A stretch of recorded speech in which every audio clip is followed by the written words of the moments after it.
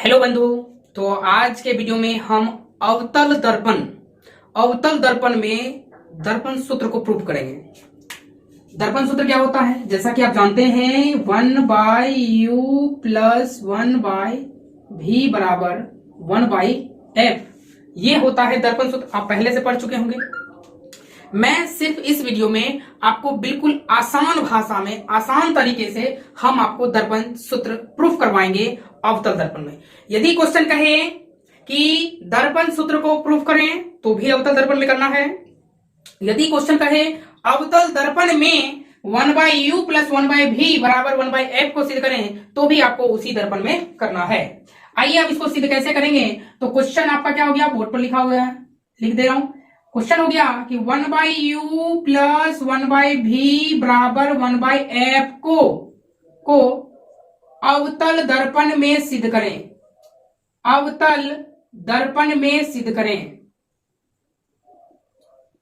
चलिए पहले मैं क्वेश्चन को अच्छे तरीके से डीप कर लेता हूं। सिद्ध करें, आपको यह जो मैंने सूत्र लिखा है, इस सूत्र को आपको अवतल दर्पण में सिद्ध करना है।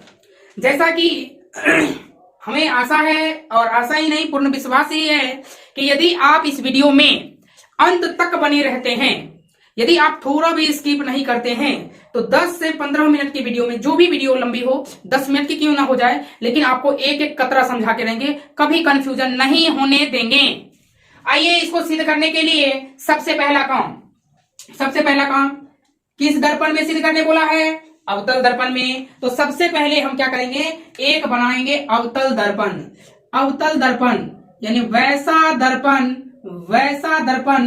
वैसा दर्पण जिसका परावर्तक सतह धसी हो, वैसा दर्पण जिसका परावर्तक सतह धसा हो। ठीक है, इसके बाहर से हम लोग क्या करेंगे, बढ़िया बढ़िया मूछे लगा देंगे। ठीक है, क्या लगा देंगे, मूछे, जो मूछ होता है ये मूछ लगा दिए। यही तो हो गया कौन सा दर्पण, अवतल दर्पण। अब इस अवतल दर्पण में ध्यान से सुनिएगा, इस अवतल दर्पण में हमें क्या करना है, इस अवतल दर्पण में 3 चीज आया है, u, v और f। तो ये दर्पण जो है इसका मध्य बिंदु, जैसा कि जानते हैं मध्य बिंदु को क्या कहते हैं, ध्रुव। और यह जो दर्पण है कहीं ना कहीं एक खोखला गोला का एक भाग है, तो उस गोले का जो केंद्र होगा उसी केंद्र को हम लोग कहेंगे वक्रता केंद्र। और यदि हम इस ध्रुव को C से मिला दें तो ये जो रेखाएं हो गई पूरा काल्पनिक, इसको कहेंगे प्रधान अक्ष। क्या कहेंगे, प्रधान अक्ष। समझ में आ रहा है ना, क्या कहेंगे इसे, प्रधान अक्ष कहेंगे। क्या कहेंगे, प्रधान अक्ष। ठीक है, अब आगे ध्यान दीजिएगा। ध्रुव और वक्रता केंद्र के जो एकदम मिडिल में एक बिंदु होगा उसको आपको F लगाना है। अभी लिखना नहीं है, ध्यान दीजिएगा। ध्रुव और वक्रता केंद्र के जो एकदम बीचों बीच एक बिंदु होगा, उस बिंदु को आपको लिखना है F। लिख सकते हैं, बिल्कुल करेक्ट। ठीक है, अब आपको पता चल गया F हो गया। अब ध्यान दीजिएगा, अब आपको कुछ बातें ध्यान रखनी है। U और F है, जैसा कि देखिए U भी F, इसके बारे में पहले चलिए हम थोड़ा सा बता देते हैं। क्या है U, क्या है V, क्या है F। देखिए ये U जो है, U वो है वस्तु की दूरी। U क्या है, तो ये U जो है, ये U है वस्तु की दूरी। वस्तु की दूरी को किससे रिप्रेजेंट करेंगे, U से। वस्तु की दूरी को किससे रिप्रेजेंट करेंगे, U से। और एक है V को कहेंगे प्रतिबिंब की दूरी। V को क्या कहेंगे, प्रतिबिंब की दूरी। मेरे साथ साथ आप बोलिए, V को क्या कहेंगे, प्रतिबिंब की दूरी। कभी भी किसी की दूरी जो नापी जाती है वो ध्रुव से नापी जाती है। किससे नापी जाती है, ध्रुव से। आइए इसको हम ध्यान से समझते हैं। वस्तु की दूरी, तो इसमें हम कहीं भी वस्तु रखेंगे तो ध्यान दीजिए, सुविधाजनक होता है कि वस्तु को हम लोग यहां खड़ा कर देते हैं। ठीक है, हमने ये क्या रखा, हमने ये रखा वस्तु, और ये वस्तु का नाम क्या है, AB एक क्या है, वस्तु। क्या है, AB एक वस्तु है। अब इस वस्तु के शीर्ष से एक प्रकाश की किरण निकलेगी। जैसा कि मैंने कहा ये वस्तु है, मान लीजिए सपोज दैट मैं ही वस्तु हूं। ठीक है, तो मैं इस पे खड़ा हो जाऊंगा, और जब इस पे खड़ा हो जाऊंगा तो मेरा पैर इस पे आएगा, तो आंख यहां होगा, तो आंख से मारेंगे तो आंख से निकलेगा क्या, किरण। जो कि हम यहाँ खड़ा हुए तो वो पैर हुआ तो आंख ये हुआ, तो आंख कैसे देखेंगे, तो आंख से क्या निकलेगी, किरण। और किरण कैसे निकलेगी, बिल्कुल सीधी निकलेगी। तो यहां से एक किरण निकलेगी जो बिल्कुल क्या होगी, सीधी होगी। और यह किरण आएगी और दर्पण से टकराएगी, और दर्पण से ज्यों ही टकराएगी तो दर्पण इसको भगाएगी, दर्पण इसको भगाएगी। कहां से भगाएगी, तो फोकस से होकर के, फोकस से होकर के भगाएगी। कहां से भगाएगी, फोकस से होकर के भगाएगी। क्या इतनी बातें आपको समझ में आई, बिल्कुल बिल्कुल, बहुत बढ़िया। दूसरा ध्यान दीजिएगा, दूसरा होता है, दूसरा लाइन, क्योंकि जब भी हम लोग प्रतिबिंब बनाते हैं, क्योंकि यू तो हो गया, यू हो गया, प्रतिबिंब बनाने के लिए कम से कम यहां से 2 किरण लाते हैं। तो एक किरण लाना है, एक किरण लाना है सी से लाना है, और वापस आपको ये लाने का सिंबल है, और ये लाने का सिंबल है, और ये जाने का सिंबल है। आएगी भी वक्रता केंद्र से भी और जाएगी भी वक्रता केंद्र से। तो दोनों रेखाएं, दोनों किरण आई, कहां कटी, यहां पर। जहां कटी वहां से डाल दीजिए लंब। क्या डाल दीजिए, प्रधान अक्ष पर लंब डाल दीजिए। क्या आपको ऐसा प्रतीत हो रहा है कि ये लंब कहीं ना कहीं उल्टा नजर आ रहा है, उल्टा नजर आ रहा है। मतलब जो ए बी ऊपर था वो कहां हो गया, नीचे। ये ए आ गया नीचे, जबकि बी है यहां, है ना। तो दोनों तो नाम सेम सेम नहीं देंगे, इसलिए इसमें लगा देंगे डैश। क्या लगा देंगे, डैश। इस प्रकार से ये बन गया प्रतिबिंब। क्या बन गया, प्रतिबिंब। करेक्ट, सही है, वेरी गुड। आइए इस बातों को पहले हम यहां लिख लेते हैं। ध्यान दीजिए, क्या लिखेंगे, चलिए तो ये सब बातें हम लोग दिया है, मैं लिख लेंगे, ठीक है। तो यहां से आप चलिए लिखना स्टार्ट करते हैं। अब यहां से लिखेंगे माना कि, माना कि आपको रटना नहीं पड़ेगा, आप वीडियो के अंत तक पहले आप देखें फिर आप लिखें।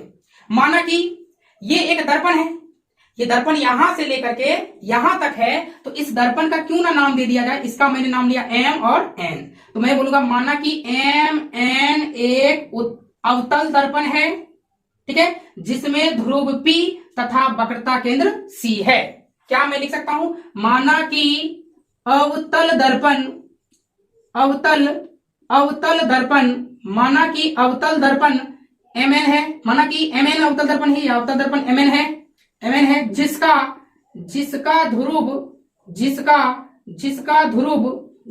ध्रुव P तथा वक्रता केंद्र C है। वक्रता केंद्र क्या है, C है। वक्रता केंद्र क्या है, C है। तो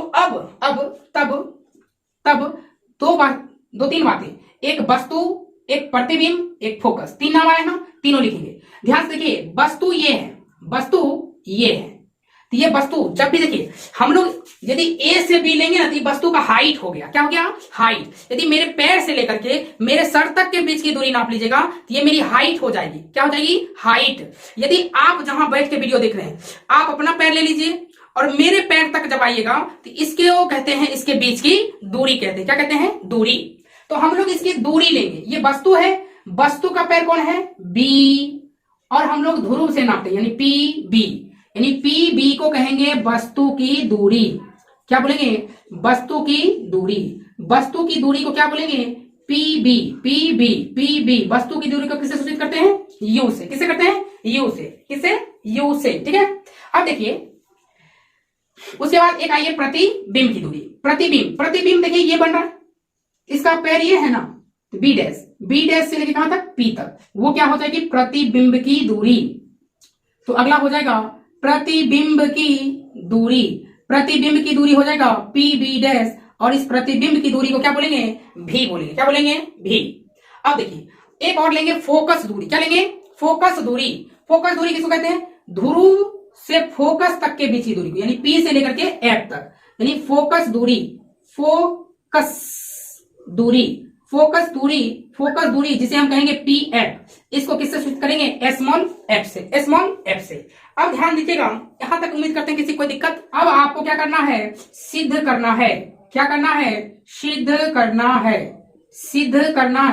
क्या सिद्ध करना है, तो सिद्ध करना है कि 1/u प्लस 1/v बराबर 1/f। 1/u प्लस 1/v बराबर 1/f। 1/v प्लस 1/u बराबर 1/f, ठीक है। अब हमें ये क्या करना है, सिद्ध करना है, ठीक है। आगे बढ़े। अच्छा, यहाँ पे चाहे तो एक चीज और आप मेंशन कर सकते हैं कि अवतल दर्पण है। कौन सा दर्पण है? अवतल दर्पण है। तो अवतल दर्पण में दर्पण के इधर जितना भी दूरी है, जैसे वस्तु बाईं ओर है तो वस्तु की दूरी क्या होगी? ऋणात्मक। प्रतिबिंब की दूरी वो भी तो बाईं ओर ही बन रही है, तो ये भी क्या होगा? ऋणात्मक। फोकस दूरी ये भी बाईं ओर है, तो ये भी क्या होगा? ऋणात्मक। आप चाहे तो ये साइन लगा लीजिएगा, चिन्ह परिपाटी से लगा। ये मैंने जो नियम लगाया किससे? चिन्ह परिपाटी से। ये जो मैंने साइन लगाया है, क्या यूज मैंने किया है? चिन्ह परिपाटी। क्योंकि अवतल दर्पण है, दूरी ले रहे हैं तो डेफिनेटली है माइनस, तो ये सब लेना पड़ेगा। यहां तक किसी को दिक्कत? अब आइए, शायद आपको यहां दिख पा रहा होगा। अब हम लोग आएंगे यहां पर, थोड़ी सी रचना करते हैं अपने हिसाब से। यहां पर हम थोड़ा सा रचना करेंगे, बिल्कुल छोटा सा। अब हमें यहां क्या करना है? अब हमें यहां पर जो करना है, ध्यान दीजिए। मैंने कहा ये जो त्रिभुज है और ये जो त्रिभुज है, इस दोनों त्रिभुज को आपको करना है समरूप। क्या सिद्ध करना है? समरूप। अब समरूप क्या होता है? आप क्लास 10th में त्रिभुज में पढ़े होंगे, नहीं तो आप ध्यान दीजिए। यदि ये त्रिभुज और इस त्रिभुज के कोई भी दो कोण बराबर कर दीजिए। मैंने कहा इस त्रिभुज और इस त्रिभुज के यदि आप दो कोण बराबर कर दीजिए। पहले इस त्रिभुज का नाम क्या है? A B C. ये हम लोग यहां से करते हैं प्रमाण। मैंने यहां क्या कहा? मैंने कहा यदि आप इस त्रिभुज ए बी सी तथा ये वाली त्रिभुज ए डैश बी डैश सी, क्या मैंने कहा? ए डैश बी डैश सी, इस दोनों त्रिभुज को यदि आप कर दीजिए समरूप। क्या कर दीजिए? समरूप का मतलब होगा यदि आप इस त्रिभुज में कोई दो चीज खोज लीजिए। क्या खोज लीजिए? दो चीज। यदि दो एंगल बराबर हो जाए तो दोनों त्रिभुज क्या हो जाएगा? समरूप हो जाएगा। अब इस त्रिभुज में ध्यान से देखिए लल्लू साहब, ध्यान से देखिए छुटकू मियां, ये है कोण 90 डिग्री, ये भी कोण कितनी डिग्री का है? 90 डिग्री। तो इस त्रिभुज का ये वाला कोण 90 डिग्री, इस त्रिभुज का ये वाला कोण 90 डिग्री, एक तो मिल गया। दूसरा, इस त्रिभुज का यह कोण और इस त्रिभुज का ये कोण बराबर होगा शीर्षाभिमुख कोण से। किससे? शीर्षाभिमुख कोण से। हो गया ना दो चीज बराबर। इस त्रिभुज में मैंने क्या लिया? A B C. पहले ये कोण लिया है, एंगल ए बी सी बराबर। फिर मैंने ये वाला लिया है A dash B dash C, A dash B dash सी। अभी आपको लिखना नहीं है, कॉपी बिल्कुल नहीं करना है, कॉपी नहीं करना है। पहले आप आराम से देखिए, ए डैश बी डैश सी, ये कितने डिग्री है? 90 डिग्री है, दोनों आपस में बराबर हुए। दूसरा, ये वाला कोण ए सी बी, मैंने कहा ए सी बी, तो आप यहां देखिए ए सी बी, यहां पे कर दीजिए ए डैश सी बी डैश, और ये बराबर होंगे किससे? वर्टिकली अपोजिट एंगल, शीर्षाभिमुख कोण से, शीर्षाभिमुख कोण से। तब ये कोण है, ये कोण है, तो कितने कोण हो गए? दो कोण। इसीलिए ए समरूपता से दोनों त्रिभुज ए बी सी समरूप हो जाएगा त्रिभुज ए डैश बी डैश सी के। दोनों त्रिभुज क्या हो जाएगा? समरूप हो जाएगा। ठीक है, अब समरूप हो गया। अब समरूप हो गया तो एक कथन होता है, यदि दो त्रिभुज समरूप हो जाए, तो आप खुद सोचिए, देखिए ये भुजा इस भुजा के बराबर तो नहीं है, बराबर नहीं है। हाँ, ऊपर नीचे छोटा बड़ा हो सकता है, तो छोटा है एक बड़ा है। जैसे मैं कहूंगा कि देखिए यार छोटी दाएं है, इससे हम बड़ा है, तो हम लोग का दोनों का निकाला जाएगा अनुपात, निकाला जा सकता है। अनुपात मतलब हम इससे 2 गुना बड़े हैं, ये हमसे आधी छोटी है, तो इस चीजों को कहते हैं अनुपात। तो हम लोग यहाँ पर एक लाइन लिखेंगे, क्या लिखेंगे? समरूप त्रिभुज की संगत भुजाएं क्या होती है? समानुपाती होती है। क्या होती है? समानुपाती होती है। अब समानुपाती का मतलब क्या हो गया? इस त्रिभुज में ध्यान देखिए, यदि आपको नहीं भी याद रहे, बिल्कुल मैं आपको ये भाषा से बिल्कुल हट के बता रहा हूं। इस त्रिभुज में खड़ा लाइन कौन है? A B. इस त्रिभुज में खड़ा कौन है? A dash B dash. इस त्रिभुज में बैठल कौन है? बी सी। जे खड़ा है ओकरा उठाओ, और जे बैठल है ओकरा बैठाओ। ई खड़ा है तो ई खड़ा है, तो खड़ा वाला कोटे खड़ा वाला, ई बैठल है बी सी। ई देखिए बैठल कौन है? B C. क्या है? B C. यहाँ कौन बैठल है? B dash C. क्या है? B dash C. जबकि लेटल है, इस सुतल है, छोड़ दो सुतले छोड़ दो, सुतल वाला नहीं, खड़ा वाला का लेना है और बैठल वाला का लेना है। इस प्रकार से ये आपका हो गया समीकरण नंबर 1। इसी प्रकार आपको क्या करना है कि अब आपको ध्यान दीजिएगा, पहले भी आपको कॉपी नहीं करना है। इसी प्रकार क्या करना है अब आपको, शायद देख पा रहा हूं, इसी प्रकार अब आपको इस त्रिभुज और जो बगल में एक त्रिभुज और दिख रहा है, ये इस दोनों त्रिभुज को आपको करना है, इस दोनों त्रिभुज को करना है समरूप। अब इस दोनों त्रिभुज को आपको करना है समरूप। किस त्रिभुज की बात कर रहा हूं, यहाँ पे मैं दे रहा हूं ए बी सी हो गया है, डी डी दे रहा हूं, डी। इस त्रिभुज डी क्यू एफ और ये त्रिभुज ए डैश बी डैश एफ, ए डैश बी डैश एफ, इस दोनों त्रिभुज को आपको करना है समरूप। तो समरूप करने के लिए बस वही दो क्राइटेरिया, हम आसानी से कह सकते हैं इस त्रिभुज का ये कोण 90, इस त्रिभुज का ये कोण 90 डिग्री, इस त्रिभुज का ये कोण और इस त्रिभुज का ये कोण शीर्षाभिमुख कोण से बराबर होगा। इसका मतलब कहीं ना कहीं यही दोनों नियम वापस इसमें लग रहा है, तो हम डायरेक्ट लिख देंगे इसी प्रकार हम साबित कर सकते हैं, इसी प्रकार हम सिद्ध कर सकते हैं कि इसी प्रकार हम सिद्ध कर सकते हैं कि क्या सिद्ध कर सकते हैं, सिद्ध कर सकते हैं कि ये वाली त्रिभुज डी क्यू एफ समरूप होगा ये वाली कौन, ए डैश त्रिभुज ए डैश बी डैश एफ, ये दोनों त्रिभुज क्या होगी, समरूप। अब समरूप होगी तो उसकी संगत भुजाएं समानुपाती होगी। अब समानुपाती लिखने का तरीका वही बात, खरा वाला खरा, बैठल वाला बैठल, खरा वाला, इसमें खरा वाला कौन है, डी क्यू है, क्या है, डी क्यू है। इसमें खरा कौन है, ए डैश बी डैश है, ए डैश बी डैश है। इसमें बैठल कौन है, क्यू एफ है, क्या है, क्यू एफ है। इसमें बैठा कौन है, B dash F, B dash F, ठीक है। अब समीकरण कितना हो जाएगा, दो लिखेंगे, लेकिन ध्यान दीजिए इसमें थोड़ा सा का अंतर है, A dash B dash, A dash B dash, खाली ए बी मिल जाता तो थोड़ा सा काम हो जाता।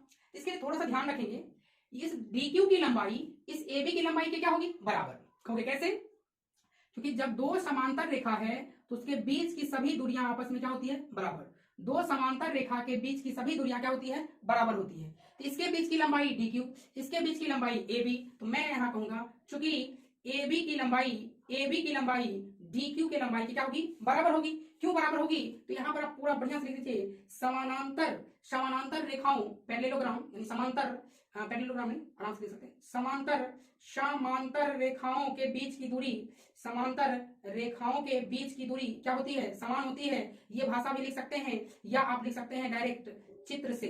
किससे, चित्र से मैंने ऐसा लिखा। अब चेंज कर दीजिए, ए बी किसके बराबर है, डी क्यू के, तो डी क्यू की जगह पे क्या लिख देंगे, ए बी बटा ए डैश बी डैश बराबर क्यू एफ बटा बी डैश एफ। समीकरण नंबर 2। अब समीकरण 1 और 2 को गौर से देखने पर, गौर से देखने पर, गौर से जब ये दोनों को गौर से देखेगा तो लेफ्ट के बराबर है, लेफ्ट की वैल्यू लेफ्ट के बराबर है, तो कहीं ना कहीं ये इसके बराबर है, ये वाला वैल्यू यहाँ आ जाएगा। लेफ्ट बराबर है तो राइट के बराबर होगा। ये बातें हम किससे कहेंगे, समीकरण नंबर 1 तथा 2 से, समीकरण 1 तथा 2 से। लेफ्ट के बराबर है तो राइट के बराबर होगी। ये राइट है BC बटा बी डैश सी, और यहाँ है QF बटा बी डैश एफ, ठीक है। समीकरण 1 तथा 2 से हम कह सकते हैं, समीकरण 1 तथा 2 से क्या हो जाएगा, यह इसके बराबर हो जाएगा। यहां तक यदि आपको समझ में आया है तो आप कॉपी करें, कॉपी कीजिए बिल्कुल। अब आप कॉपी कर सकते हैं, बिल्कुल आपका लिखावट स्ट्रक्चर सब चीज बिल्कुल ढंग का है, आप आसानी से इसको समझ सकते हैं। पहले आप इसको लिखिए। चलिए वीडियो को पॉज करके आप कितना स्टार्ट कीजिए। चलिए आप लिखते रहिएगा, तब तक हम मिटा करके आगे आपको सॉल्यूशन करवाते हैं। तब तक आप लिखिए, वीडियो चलते रहने दीजिए, आप लिखिए इसको। चलिए अब मैं यहां से आगे यहाँ पे सॉल्यूशन कर रहा हूं, तब तक आप आराम से वीडियो को पॉज करके बाद में लिख लीजिएगा। लिख लिए होंगे, आइए अब यहां से ध्यान दीजिए, ये है BC, ठीक है। BC कहीं ना कहीं इसमें लाइन आया है, ठीक है, B डैश C, ठीक है। ये जो QF है, QF इतना सा है। यदि हम ये कहेंगे, ये जो है इतना सही प्रकाश ये हुआ दर्पण का द्वारक, इसको दर्पण का क्या कहते हैं, द्वारक। यदि दर्पण का द्वारक छोटा हो, तो दर्पण का द्वारक यदि क्या हो, छोटा हो। ध्यान दीजिएगा, पहले फोन आ गया। चलिए, यदि दर्पण का ये जो द्वारक है, यदि ये द्वारक छोटा होता, यदि दर्पण का द्वारक क्या होता, छोटा होता, तो ये जो लंब हम डाले हैं क्यों, यहाँ पर ये लंब कहीं ना कहीं छोटा होता, तो लंब यहाँ पे डलाता, यहाँ यानी P पर। तो जो F से Q की लंबाई था, छोटा होने के कारण वो F पहुंच जाता P पर। जो अभी F से Q तक की लंबाई है, छोटा यदि हो जाता तो वो F पहुंच जाता P पर, यानी FQ की लंबाई किसके बराबर हो जाती, FP के। एफ क्यू की लंबाई एफ पी की। अब हम यहां पर पुटिंग कर देते हैं, तो बीसी को मैं रहने दूंगा बीसी बटा ए डैश बी डैश बराबर क्यू एफ को लिखेंगे एफ पी, या आप पी एफ भी लिख सकते हैं, बटा बी डैश एफ। ठीक है, सही है ना। अब यहां पर करना है गलती से, क्या करना है, गलती से। अब ध्यान देना है, यहीं से आपका मेन मुद्दा स्टार्ट हो जाता है। ठीक है, यहां से आपका मेन मुद्दा स्टार्ट हो जाता है। क्या चीज, ध्यान सुनिएगा, क्योंकि कभी भी सभी दूरियां हम लोग दर्पण के ध्रुव से मापते हैं। सभी दूरियां, ये बी सी है इतना वो, आप ध्यान दीजिएगा मेरी बातों को। मैंने कहा ये जितनी भी दूरियां होगी सभी दूरियां हम लोग दर्पण के कहां से नापेंगे, ध्रुव से। ये जो बीसी लिखा है आप ध्यान दीजिएगा, कहीं ना कहीं ये बीसी इतना ही है, इतना ही है, तो हम लोग ध्रुव से नापेंगे, वस्तु ये है, तो बी से जाएंगे पी तक, बी से जाएंगे पी तक, यानी वापस हम लोग लंबाई क्या लिख देंगे, बीपी लिख देंगे। क्या लिख देंगे, बीपी, बीपी, बी से गए पी तक। एक्चुअल में हमको बी से सी तक ही जाना था, बी से कहां तक जाना था, सी तक। कहीं ना कहीं सी से पी, सी से पी इतना एक्स्ट्रा चल गए, हमको लिखना था बीसी, मैंने लिख दिया गलती से बीपी, तो ये सी भी एक्स्ट्रा पार्ट हो गया। एक्स्ट्रा पार्ट क्या करेंगे, माइनस कर लेंगे। क्या कर लेंगे, माइनस। क्या आपको समझ में आ रहा है। उसी प्रकार ध्यान दीजिए ए डैश बी डैश, ए डैश बी डैश जो है यहां पर, सॉरी यहां पे बी डैश सी हो गया है, बी डैश सी क्या हो गया है, बी डैश सी। ये जो बी डैश सी है, ध्यान से देखिए, बी डैश सी इतना सा पार्ट है, इतना सा पार्ट ही है ना, ये बी डैश से सी तक इतना ही पार्ट है, तो मैं करूंगा सी से लिख दूंगा पी तक, सी से पी तक लिखूंगा तो कहूंगा पीसी। सी से, ध्यान से देखिए मेरी बातों को, यहां पे आप इग्नोर बिल्कुल मत कीजिए, ये वाली पार्ट है, ये वाली पार्ट, तो मैंने सी से लिखा पी तक, सी से लिखा पी तक, तो ये वाला पार्ट एक्स्ट्रा हो गया,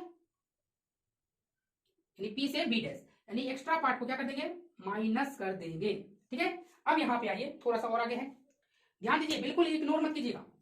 पी एफ, पी से एफ बिल्कुल ठीक है, B dash F, B dash F यहां से यहां तक है, बी डैश एफ ये है, तो हम लोग बी डैश से ले लेंगे पी तक, बी डैश से ले लेंगे पी तक, तो कहीं ना कहीं एक्स्ट्रा पार्ट ये आ गया एफ पी, तो फिर से पी एफ को क्या करेंगे, माइनस कर देंगे। यदि आप इसको नहीं समझे हैं तो वीडियो को वापस पीछे कर करके आप इसको समझ जाइए, क्योंकि ये समझ जाए हो गया बेला पार। ठीक है, अब यहां के बाद क्या था, यहां के बाद आपको दिया, ये सब चीज पहले लिखा हुआ था, यहां पर पहले लिखा हुआ था ना, उस चीजों से हम लोग यहां पर वैल्यू पुटअप करेंगे। क्या पुटअप करेंगे, बीपी, आप यहां से पहले लिखा हुआ था ना ये चीज, बीपी को क्या बोलेंगे, तो पी बी ये वस्तु की दूरी है, तो लिखेंगे माइनस यू, क्या लिखेंगे, माइनस के यू, फिर माइनस लिखेंगे सीपी, पी सी वक्रता केंद्र है, सी से पी तक की दूरी को वक्रता त्रिज्या कहते हैं, यानी लिखेंगे आर, लेकिन किसमें, माइनस आर बटा बटा, बिल्कुल ध्यान दीजिएगा, मैंने ये चीज अभी आपको करवाया था, साइड में हम आपको लिख देते हैं, ध्यान दीजिएगा। ठीक है,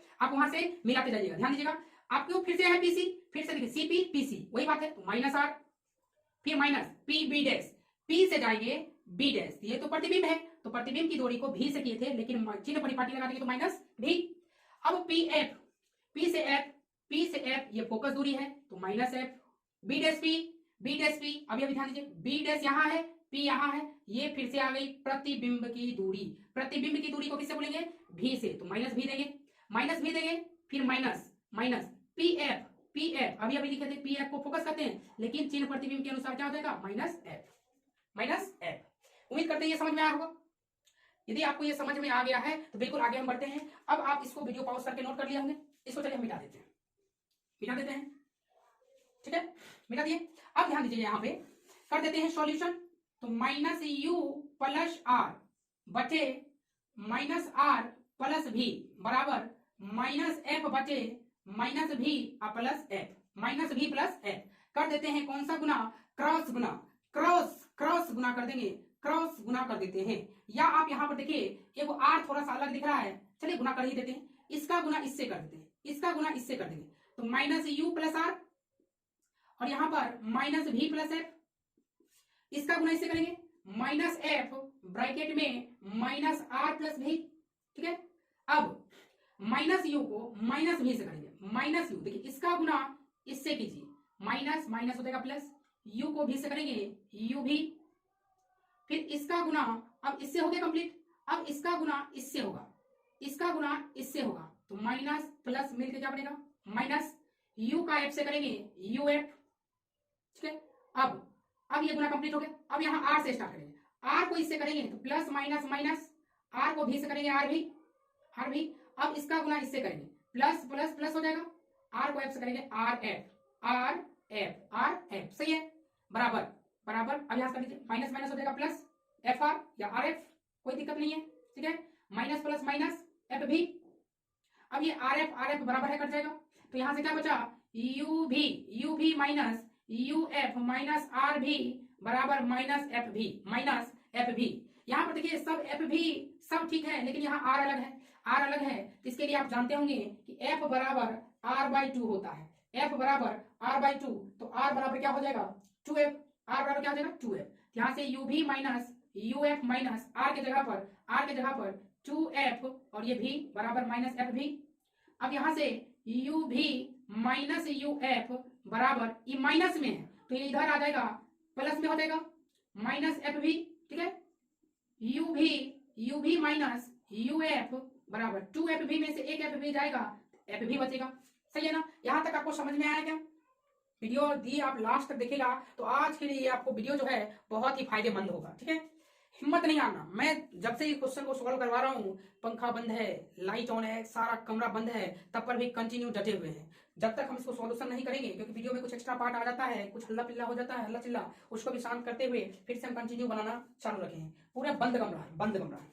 अब यहाँ पे क्या करेंगे, हमें ये बटा लाने के लिए यू भी है, भी है, एफ भी है, इसलिए हम करेंगे यू भी एफ से दोनों तरफ भाग देने पर, दोनों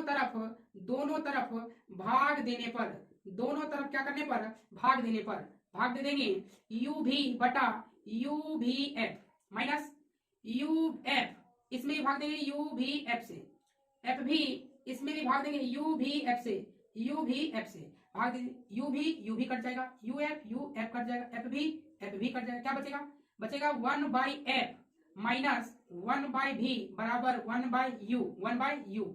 यहां से फाइनली हो जाएगा 1 बाई एफ बराबर, कि माइनस है तो plus 1 by you plus 1 by भी। इस प्रकार से आपका mirror formula in concave mirror सिद्ध हुआ।